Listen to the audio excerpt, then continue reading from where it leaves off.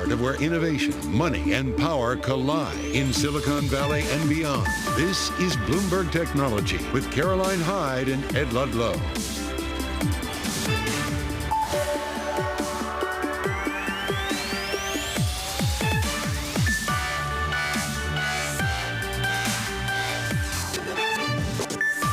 Live from New York, this is Bloomberg Technology. Coming up, Bitcoin blasts past $100,000. We dig into the positive sentiment, including the SEC chair announcement. Plus, it's TikTok for TikTok, as a social media giant anxiously awaits the legal decision on its upcoming US ban. And geopolitical risks across Europe and Asia abound, but US stocks stay near records. Can tech keep American exceptionalism alive? But first, let's check in on these markets, because that exceptionalism just takes a turn to the downside, off by 0.2% on the Nasdaq 100. But look, we are so close to the record highs that we saw across benchmarks yesterday. We have some nervousness ahead of the non-farm payrolls tomorrow as jobless claims come in today. And we still look at what's happening geopolitically speaking. Chips to the downside, Tesla to the upside as it gets basically a bit more optimism coming from Bank of America as they go to visit that gigafactory. Move in on some of the other asset classes of choice here on the Tech Show. Bitcoin. 100,000. We're currently at 101,000. We went past 103,000 earlier, up 3.6%. Why?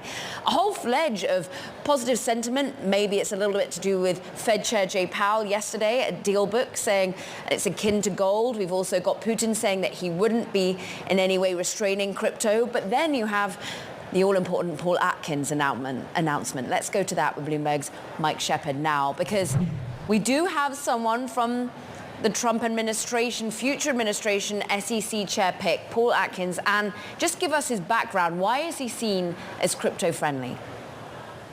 Well, he has emerged after years of being a well-known regulator here in Washington. He previously served on the SEC as a commissioner during the George W. Bush era, so he has the street cred as a regulator. But more recently, he has emerged as an advocate for digital currency and fintech. And so naturally, investors around the world were so encouraged to see Donald Trump select him as the incoming SEC chair. During the presidential campaign, Trump really advocated for changes in U.S. policy toward digital currency. He wants to make the U.S. a crypto hub. And one of the keys to that is making changes at the SEC, which under President Joe Biden has cracked down on this market after seeing some excesses that we saw during 2022 with fraudulent behavior that the current agency chair, Gary Gensler, singled out. But Trump has called for a change, and the crypto industry investors who supported his candidacy also wanted to see a change at the agency, hence their encouragement now. And as you say, someone who has not only served on the SEC before as a commissioner, but someone who then gone on to advise fintech, in particular crypto companies. But just tell us a little bit more other than crypto. How else is he going to be facing the financial markets? Well, I'm glad you brought that up, Caroline, because he is far from a one-trick pony. As I said, he is a seasoned regulator. One of the analysts that our colleagues spoke to yesterday after he was named referred to him as the godfather of conservative capital markets ideology. And that is a big statement, but he will be coming in there with an agenda to make broader changes at the agency, which oversees how markets report to investors and how companies report to investors and markets. And we will be looking possibly for changes in disclosure rules and also an easing up, perhaps, of some of the heavier fines that we've seen the SEC impose under Gary Gensler. That is something that Atkins has singled out in the past, and we can look to him to try to target that again in the future. Mike Shepard, with all the context, we thank you. For more on the broader implications for the crypto market, Catherine Dowling's with us, Bitwise Asset Management General Counsel and Chief Compliance Officer. And Catherine, I mean, just first and foremost, more than $100,000. For people who've been in crypto for a long time, that must feel extremely vindicating. It does, and thanks so much for having me this morning. It was fun to watch it go over 6 digits last evening and to see it continue to hold today. When you think of the fun side on one, but also then the realities of what perhaps Paul Atkins could mean, dig in a little bit to the SEC announcement, what you made of it. Yeah, absolutely. First off, leading up to this announcement, really all the names that were floated were positive. So we had that. We knew it was going to be better. So there was really no wrong answer. But in this choice, it's a great choice, quite simply. You have somebody who can hit the ground running. He has been a commissioner before. He knows how the commission works. And one really important factor that we're hearing about Paul Atkins is he gets along with people. All right, you can't underestimate how important that is. He needs to be able to work with the industry. He needs to be able to work with lawmakers.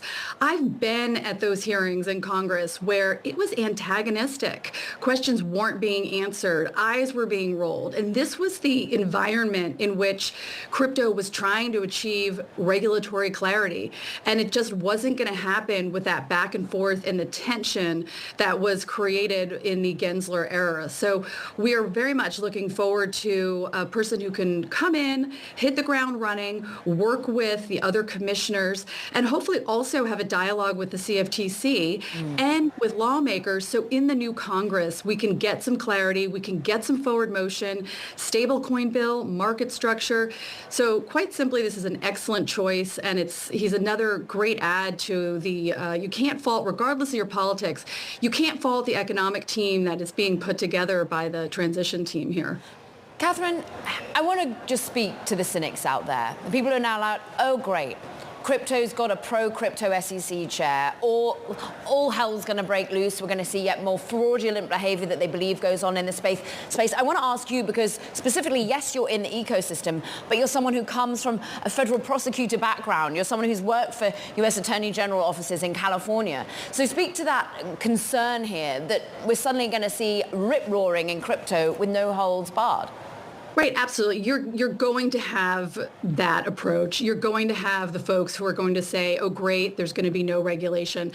But if you actually look, the folks in the industry, we aren't asking for no regulation. We're asking for clarity, for regulation, for not just enforcement actions. And I know we've heard that quite a bit. What does that really mean if you break it down? The enforcement actions are expensive. They're limited to the case in point. You don't get a broader rule that will help businesses who either haven't engaged with the industry or trying to engage in the correct way.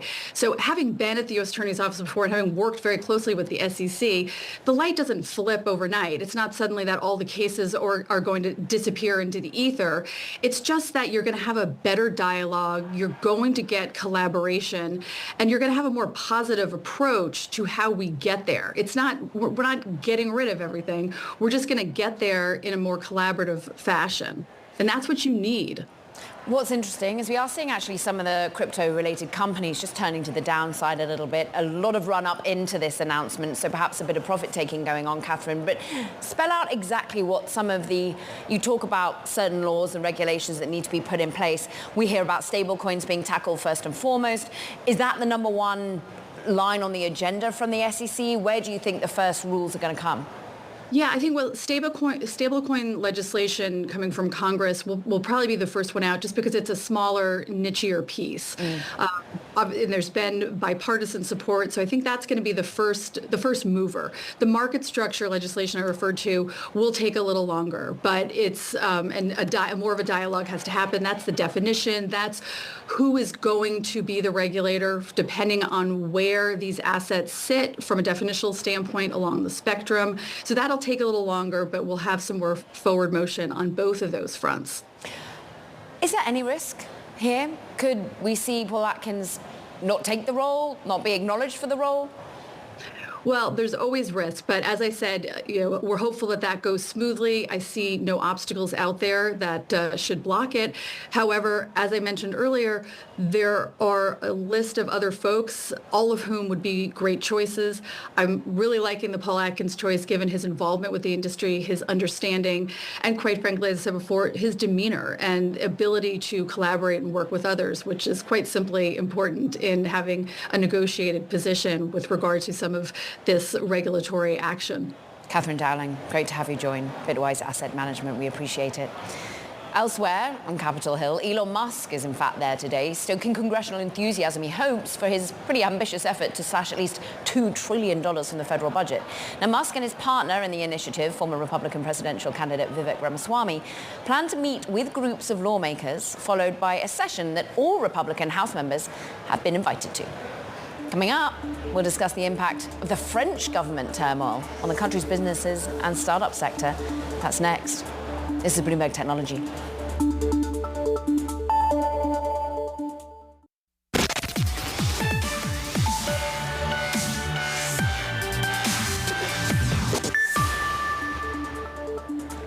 I think we're just going to hear from the National Rally leader, Marine Le Pen now, who was speaking with Bloomberg earlier today. Just take a listen.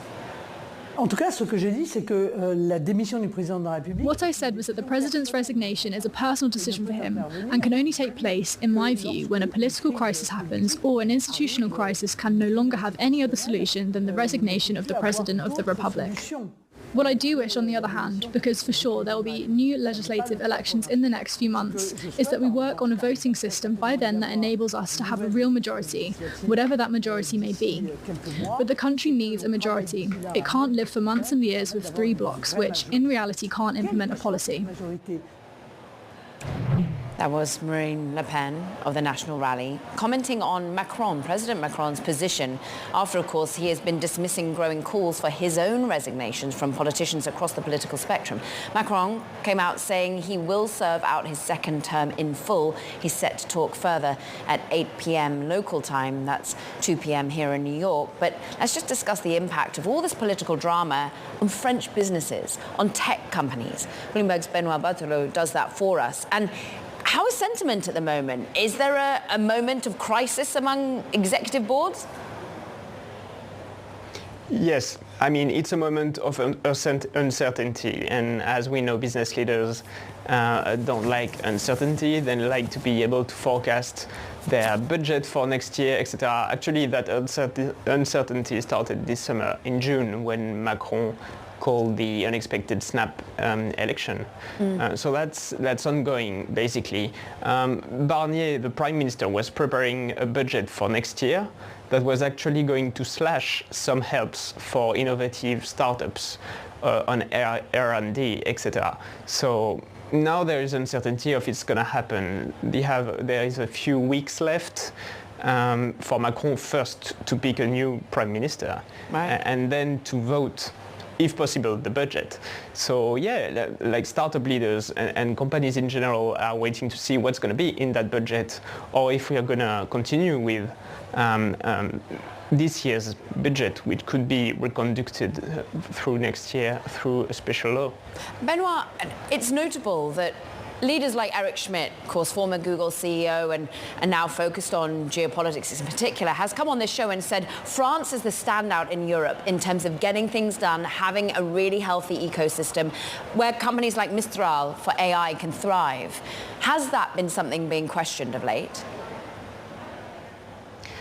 It's not been questioned, but you're right. Like Macron started about 7 years ago when he was first elected, a sort of push for what he called a startup nation. He helped companies to hire foreign scientists, for foreign companies to come to France to start their business. He's been doing some helps to get visas for foreign tech workers, for example, and then the push in AI, led by OpenAI, led to new French startups trying to rival with OpenAI, like Mistral, as you said. Macron is also going to be organizing a world summit in February on AI. There certainly is this push that companies hope can continue, and obviously the political situation is not the best, just to ensure that this momentum, which is quite fragile, can keep going. Benoit, it's great to have you, Benoit Barthelot, on the impact in France at the moment. Sticking with international politics, South Korea's main opposition leader says it may be difficult to get enough support from the ruling party to impeach President Yoon Suk-yeol this week after his declaration of martial law. But he remains committed to removing the president. Democratic Party leader Lee Jae-myung sat down for an interview with Bloomberg earlier today. Here's what he had to say. 정치는 결국 궁극적으로 국민이 하게 되는데 Ultimately, politics is done by the people. And even if the result of the vote may go against the will of the people in the current situation, the vote result may change next time if individual members of the parliament are pressured heavily by public opinion. That's what I think. Important for companies such as Samsung, SK Hynix, of course, tech more broadly. Let's discuss the impact of all this geopolitical uncertainty on tech markets more broadly. Jay Jacobs, US head of thematic active ETFs and BlackRock. And thus far, Jay, it hasn't had much impact. US stocks have continued to show their exceptionalism. We've had record highs yesterday amid global turmoil. What do you make of that? Well, actually, the tech sector in the United States is one of the most geopolitically exposed sectors out there. About 60% of the revenue of tech comes from overseas. So one of the ways that we've been looking about geopolitical fragmentation is, can you really tilt your exposures within the tech sector to companies that buy in the United States, build in the U.S., sell in the United States, really to try to isolate some of that geopolitical risk that I think is very present in the tech sector in particular. Where would that end up leading you? Which companies? I mean, first and foremost, you might think, well, those that have been benefiting from the CHIPS Act, who've been building here in the United States, but then Intel hasn't exactly been having the best of times of it. Well, it's coming from a range of companies just kind of across different industries within technology. I mean, I think if we look at artificial intelligence, we see that a lot of the leadership is with U.S.-based companies. For example, you could look specifically at data centers and power companies as being really important parts of the AI ecosystem, but are very localized to the United States. You're getting some of that isolation from geopolitics. We even brought out an entire fund based off of this strategy, IETC, which is really looking at the tech sector, but tilting towards those U.S. kind of very domestic-focused companies to isolate geopolitical risk. That's really interesting. The infrastructure build-out is one that many have turned to, other than just thinking, okay, NVIDIA, chips and shovels. We then think about the next layer down, the energy, the companies. But how many people are asking you, well, what about application layers? What about the next frontier of AI? That's really where a lot of the conversations are going. I think, if we look at the last 2 years, it's been a huge focus on the Magnificent Seven, and it's been a really concentrated rally within artificial intelligence. We think as we enter the third year of what we're really calling the build phase of artificial intelligence, this is when the markets are going to recognize that this is something much bigger that's going to impact a wider range of technology stocks, a wider range of semiconductor stocks, the power stocks. It could even impact cybersecurity stocks as data gets more valuable and needs to be protected. And you could even look at adjacent industries in financial services and healthcare where AI can really create more productivity and efficiency. So I think we're going to see a transition in 2025 to really a broadening of that artificial intelligence story. How much of the story is starting to pick up back in crypto for you as well, Jay? Well, it's significant. Of course, Bitcoin passing 100,000 is a significant milestone. But really, you have to take a step back and look at the broader picture of why is this happening. I think there's certainly some anticipation of more friendly regulatory tailwinds. But also, in your previous segment, you were just highlighting some of the geopolitical risk around the world, in Europe, in Asia. And in a lot of ways, professional managers, which are really just starting to access digital assets for the first time with our launch of IBIT, our Bitcoin ETP, are thinking about it as a hedge in their portfolio. This thing behaves very differently from stocks and bonds. And if you see more geopolitical risk, Bitcoin could really benefit. What's interesting about your role is not only are you thinking about strategy, thought leadership, clients, but you're also thinking about the international ETF offering as well. And I'm just interested about whether anyone is betting on outside of the US. They are, but in more targeted ways, where we've seen some really significant flows in the past year, specifically looking at India as really a play on changing supply chains, particularly if you look at a lot of the reshoring that's happening in the United States. There's been an effort to build more here domestically, but also to diversify supply chains geographically. And India has been a major beneficiary, just like we have a CHIPS Act in the United States. They've been focused on building out more chip capacity as well as building out more tech manufacturing. So India has been a big beneficiary. Mexico as well, as you look at nearshoring and the interplay of growing trade relations between the U.S. and Mexico. Fascinating. Jay Jacobs, thanks so much for that. U.S. head of thematic and active ETFs over at BlackRock.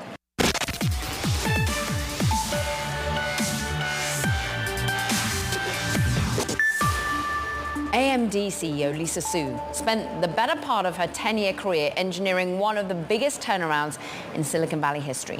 Now, she's preparing for a battle against NVIDIA. Emily Chang sat down with the CEO at AMD's headquarters in Austin, Texas, to discuss the bets she's making to compete, a long view on the global chip supply chain, and even her distant family link with NVIDIA CEO Jensen Huang. Take a listen. NVIDIA is seen as the dominant force in AI right now, and AMD is widely considered the next best option. Is that good enough for you? Do you like being seen as the underdog? I wouldn't call it a like or dislike. What I would say is, AMD has had a history of doing amazing things. And from that standpoint, we've always been in this place where we haven't necessarily had the same amount of people that other larger companies have, but we've certainly punched well above our weight in certain terms of technology capability, in terms of impact on the industry. This is the most complex, highest performance computer. People are kind of obsessed with the fact that you and Jensen are distant cousins. I know that you are competitors, but do you ever trade notes? Well, first of all, Jensen is brilliant, so I fully admire him for that. We were really distant, so we didn't grow up together. We actually met at an industry event, so it wasn't until we were well into our careers. So no family dinners, just to put the rumor to rest. No family dinners, and it's an interesting coincidence. So many of your customers are building their own chips. Hyperscalers like Apple and Meta and Google and Microsoft and Amazon. Is that a threat? This is a huge market, Emily. There's more than enough chips for everybody to build.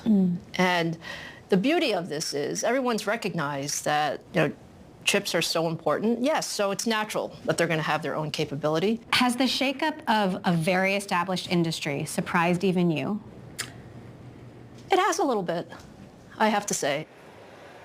AMD CEO Lisa Su there alongside Bloomberg's Emily Chang. Check out the full episode of The Circuit tonight on Bloomberg TV, 10 p.m. Eastern, or stream on Bloomberg Originals, 8 p.m. Eastern. Now, it's time for Talking Tech. First up, all chips. TSMC is in talks with NVIDIA to produce Blackwell AI chips at TSMC's new plant in Arizona, according to Reuters. Now, TSMC is said to be making preparations to start production early next year. Plus, Apple's major manufacturing partner, Foxconn, reported a second consecutive month of just single-digit sales growth, raising concerns that demand for AI infrastructure won't be able to offset weak iPhone sales. Apple's historically accounted for about 50% of Hon Hai's overall sales. And the EU's new competition chief says a potential split of Google's businesses is still under consideration. Teresa Ribera, who started her 5-year term this week, said she aims to build on the legacy of her predecessor, Margaret Vestager.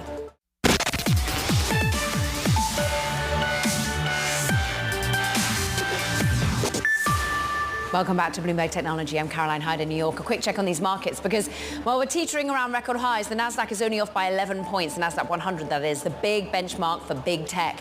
We are being put to the upside by the likes of Tesla, for example. Chip stocks on the downside, though. We're looking at Bitcoin is the real benchmark that we're all looking at the moment. It's now got an ecosystem worth $2 trillion. I mean, actually smaller than some of the biggest tech companies, but still, we have run up past $100,000, up another 3.5% today. Move on and have a look at some of the individual movers within that Nasdaq 100 and some of the benchmarks. Now, the biggest points dragged to the downside is Synopsys. Integral to chip design, to chip manufacturing, basically to testing your designs, and numbers came in a little bit weak. So we have seen a drag down for the electronic design automation software company today. First quarter forecast was weaker than expected. Intel off by 3.4%, maybe some of that mood music around chips pulling it lower. There has been some interesting news in terms of its board trying to shore it up, and the Microchip CEO comes on. So does a former ASML chief executive too. So two key experienced operators coming onto the Intel board as they seek a new CEO. MicroStrategy actually just turning to the downside, off by 1.7%, having been rising earlier. But we are going to dig deep on all things MicroStrategy after what has been a phenomenal run-up in the stock. Why? Because it's basically a Bitcoin proxy. We can talk about that with Bloomberg's Yijin Chen. And Yijin, I mean, MicroStrategy has been beloved of the retail community, but actually some institutional players have been getting in on Michael Saylor's Bitcoin base. Yeah, exactly. So I just published a story today about how MicroStrategy has become the hottest trade right now with Wall Street. And if you look, hedge fund managers, they are buying the convertible bonds that the other instrument, because MicroStrategy has this plan about keep raising capital, right, to fund its Bitcoin buying. And so they have already raised 6 billion convertible bonds. And for hedge funds, this is a perfect instrument for them to play a market neutral arbitrage bet bet. And this is a complex bet, but the essential part of it is to bet on the volatility. So they are riding on the volatility of the underlying of MicroStrategy. As we see today, there's a big jump, right? Like at the open, MicroStrategy was up like almost 9% when Bitcoin hit its new record. So MicroStrategy moved on that, lots of price wins, and that just make the convertible arbitrage trade much more appealing to this hedge fund group. We were talking about how the retail frenzy has been there, and actually a lot of people playing leveraged bets on MicroStrategy, getting into 2x, 3x, the ETF exposure. That actually proved quite a difficulty from a liquidity perspective in the market. Is there any talk about worries of this volatility or playing this volatility when you're looking at institutional and retail? Sure, yeah. I would say MicroStrategy is just no short of volatility, right? Because it's a Bitcoin proxy, so the volatility rides on the Bitcoin pricing, but also the premium of its Bitcoin holding, because it's now trading at 200% more than it's like the value of Bitcoin it holds, and those things could also move around. And then you have the retail that's buying the ETF, leverage ETF 2 times, right, long 2 times short. That's that, and then the institution. And I think in a way that the company even itself told that it's more volatile than any S&P 500 stock. So that's where the money flow coming from, and people are just riding on the volatility and the retail frenzy. According to Bloomberg, 14% of outstanding shares are currently shorted, but thus far that's been a painful trade. Thank you so much. All things MicroStrategy with Li-Jun Shen there. Another story we're tracking. Chinese hackers compromised 8 American telecom companies as part of a wide-ranging espionage effort to gather intelligence on prominent US citizens. That's according to Biden administration officials. Here for the details, Bloomberg's Kelsey Griffiths. And kind of absolutely shocking, really, that 8 have been compromised and we can't seem to get them out. That's exactly right, Caroline. What we do know, and the details are pretty scarce on the ground right now, is that multiple U.S. telecoms have been breached in this seemingly very wide and broad campaign to burrow into our telecommunication networks and glean really important and valuable details about public officials and about life in the U.S.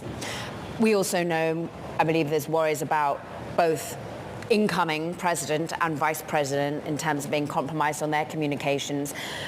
Just talk to us about what the CEOs have been saying. We understand that AT&T CEO has been speaking with other lawmakers. Who has come out and sort of talked about this publicly, though?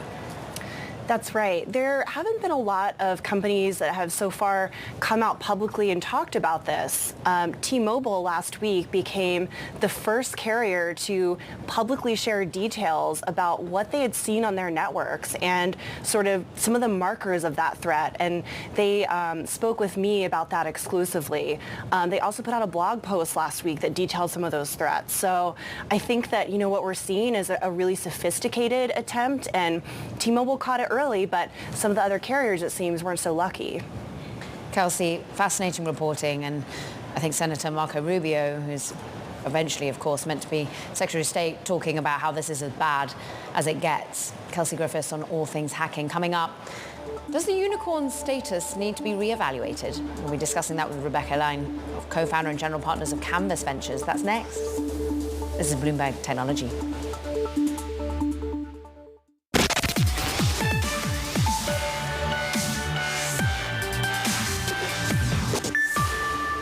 In the last year, more than 1,400 startups were valued at more than $1 billion. But actually only 15% claimed profitability.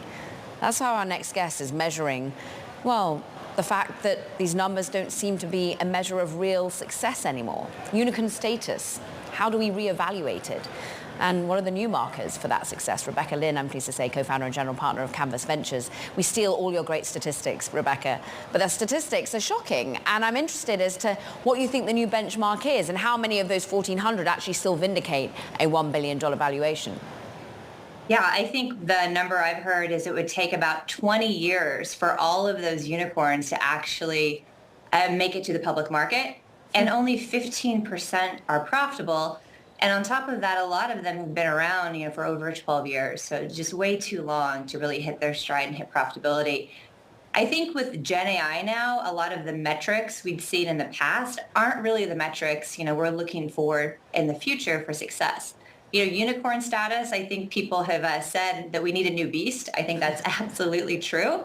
And they're, getting to that $1 billion valuation is not really not meaningful anymore.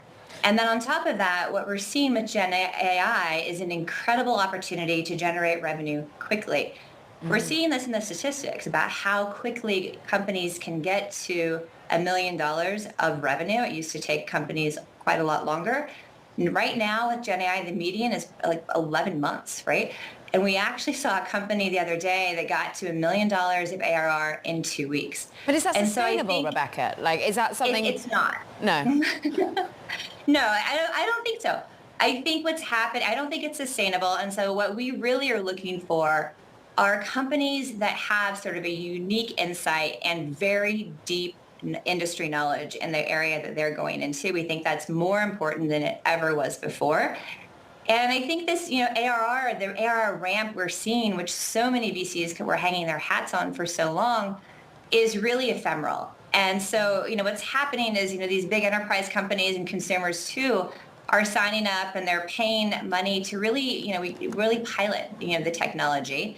And at the same time, we're seeing massive, enterprise companies like Salesforce, hire 1,400 new salespeople to capture that opportunity. How many agents, Rebecca, on that note of Salesforce, how many agent AI companies are you being hit with at the moment? Oh my gosh, dozens a day.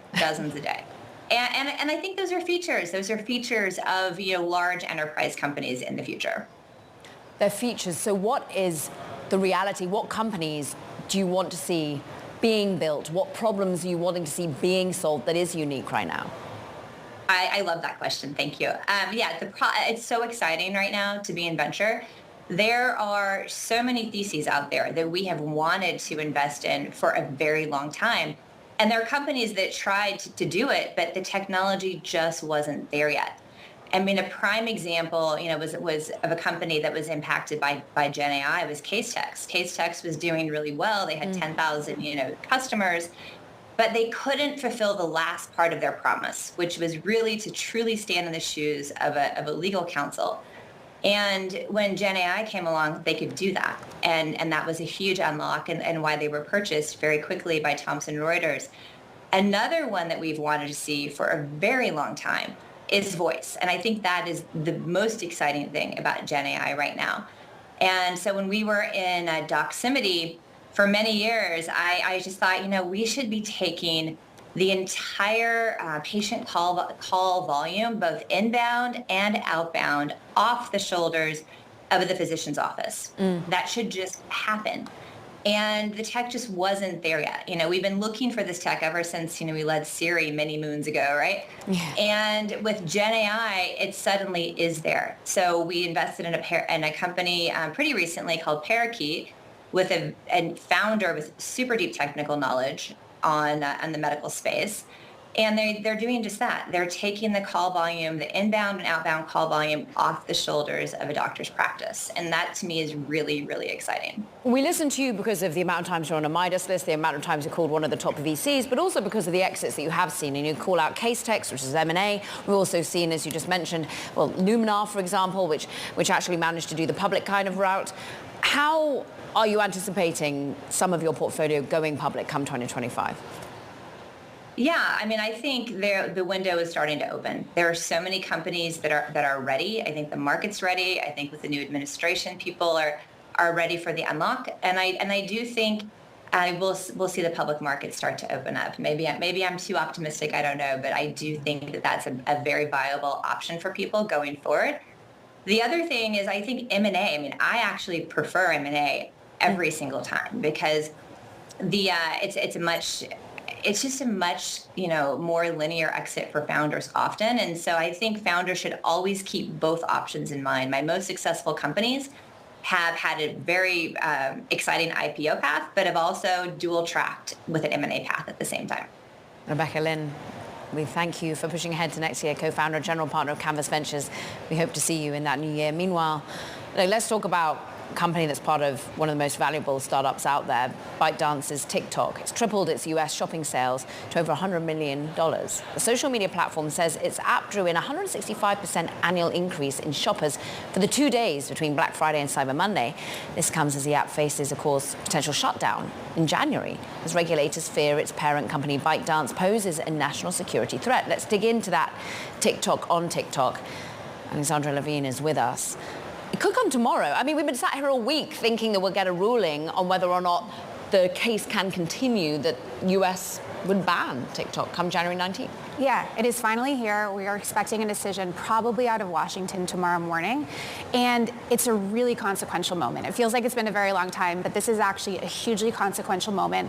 Probably the biggest deal for TikTok since Biden actually signed the divestiture ban law back in April. And part of the reason this is such a huge deal is because if this comes to pass, this will be the first time that a foreign-owned social media app has ever been banned in this country. And by the way, it's not just a social media app. It is a social media app used by half of the American population. And there are more people on TikTok in America than voted in our last election. And the future administration, the head of it, is on TikTok. Many of us are on TikTok, and I feel like the anxiety around whether it's going to be banned has just dampened away as time's gone on. But, I mean, are we feeling that the US court is going to let this continue, or could they take it off the table? You know, no one knows for certain. I think reading the tea leaves, it seems likely that the court is going to uphold this law that would potentially see TikTok shut down next month. But that doesn't mean that that's sort of the end of the line for TikTok. I think that it's probably not going to disappear off of our phones in January. In all likelihood, if TikTok loses tomorrow, they are probably going to somehow appeal the decision, either asking the DC Circuit to take it up and hear it again, or potentially taking it to the Supreme Court. How has TikTok been just countering this, lobbying behind the scenes? Because we haven't heard much publicly. Well, I think a huge piece of this is actually American investors, and it's also a hugely overlooked piece. I think that, American investors have so much money tied up with ByteDance, which is TikTok's parent company. They have collectively billions, and so it's not just a decision tomorrow that will affect millions of people, it's also a decision that will affect billions of dollars. And I think one really big question I've had about what's been going on behind the scenes is how will Trump's ties to some of these investors? We know that there's at least one big Republican mega donor, Jeff Yass, who Trump is, has a good relationship with. Big question is, how are these American investors behind the scenes potentially going to affect the outcome for the app's future here? Sequoia, General Atlantic, Susquehanna International, you name a lot of them in a great piece today. Go and check out the Tech Daily with Alexandra Levine, and stay tuned for that decision.